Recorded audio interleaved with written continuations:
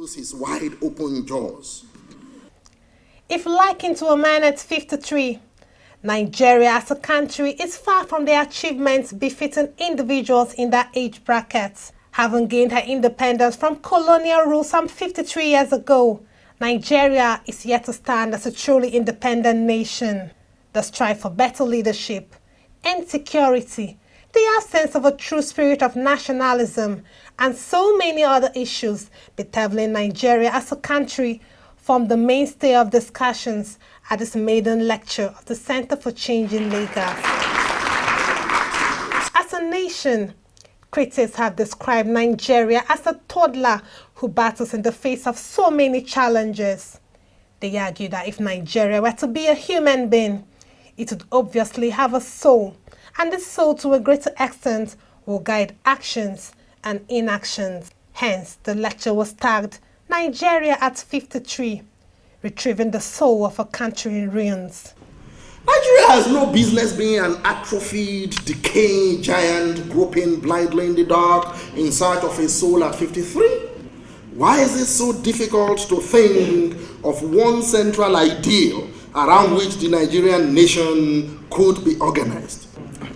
Because Nigeria lacks this ideal, it is easy for her politicians and civil servants to loot her blind without betraying anything. So you have to understand where that impunity of corruption is coming from. There is no soul. You're not betraying a soul. You cannot betray what isn't there. Where a nation has no soul, you are not betraying anything by hurting her.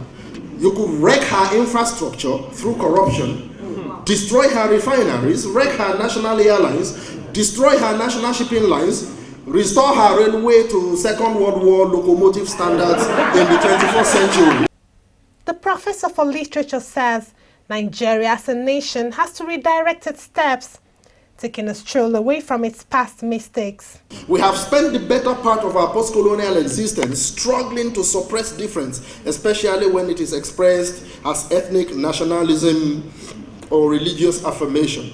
So great is our fear of difference that we have transformed its most sophisticated political expression, genuine federalism, true federalism, into a bogeyman to be avoided at all costs. A national soul can only be forged by creatively harnessing and engaging these differences, not by intimidating, denying, suppressing, or preventing them from achieving self-determination within a genuine federal structure. One after the other speakers bared their minds on critical issues inhibiting national progress. They, however, expressed optimism that the country can be restored back to its lost glory. I belong to that generation that has seen Nigeria just sliding down, and the sort of depression that takes over your soul in the process is just indescribable.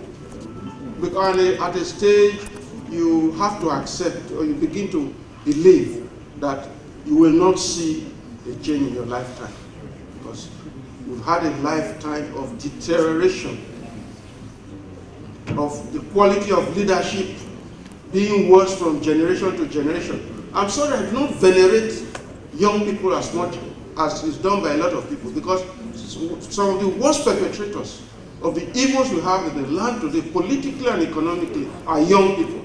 We must have a Nigeria that works, and that I can be the change agent, you can also be the change agent, and that a Nigeria is possible. If a Nigeria is possible, then a change is also possible. The proposed national conference also forms center stage of discussions, as some speakers attested to its relevance to the nation. The national conference that is being proposed now, there must be no-go areas.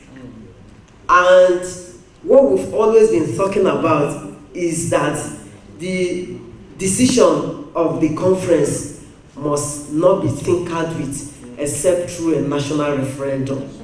So if any decision that is arrived at, if it's going to be tinkered with, if we are not going to have areas that we cannot discuss, then that means the conference is useless. That means it's going to result in colossal waste of time and resources. Why don't we seize the conference with both hands to make all that we need to see happen in our nation? On the side of the government, they say, we don't want you to be sovereign, because they truly do not understand sovereignty. Sovereignty is on the people. As long as they do not tamper with the outcome of the conference and it becomes a law through the National Assembly, it will still be sovereign. We are not asking for a parallel government, that the conference itself will be a government against the existing government, no, but that it will have the toga of finality, because that is the demand of the people. The clamor for a national conference seems to be swinging towards the affirmative in response to the demands of the people. It's not certain whether it will eventually see the light of the day. Chidinma Chikezie, TV 360, Lagos.